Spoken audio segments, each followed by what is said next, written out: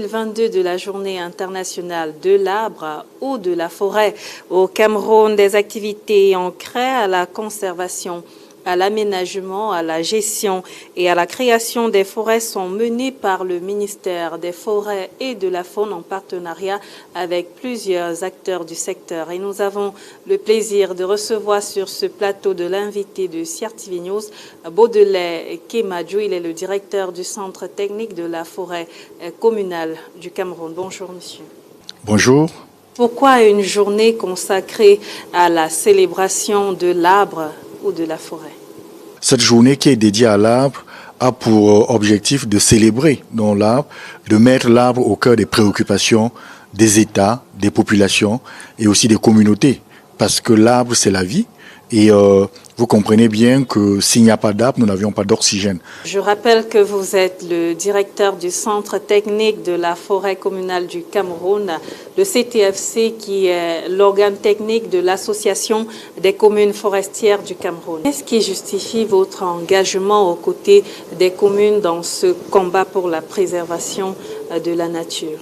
Au Cameroun, aujourd'hui, c'est environ 20 000 hectares de forêts qui sont coupés tous les ans, de manière légale.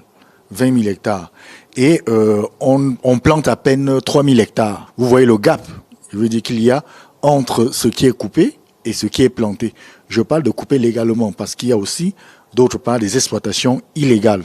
Ça, c'est le premier point. Le second point, c'est quand vous allez dans toutes les villes camerounaises, vous sentez des phénomènes de changement climatique. Vous aviez des périphéries des villes qui sont complètement déboisées, soit à cause des phénomènes anthropiques par des activités agricoles, par des problèmes d'urbanisation, la pression immobilière, la pression foncière des populations qui les amène à détruire des écosystèmes forestiers de nos villes. Et aussi, si vous allez dans des villes côtières, vous comprendrez que l'identité même de ces villes côtières est remise en cause. Si vous allez dans une ville comme Kribi ou dans une ville comme Limbe, vous verrez que les traits de côte sont complètement érodés.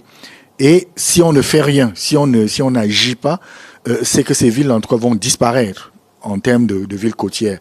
Voilà autant d'éléments qui nous ont amenés à nous impliquer auprès des communes, parce que les communes sont des démembrements de l'État.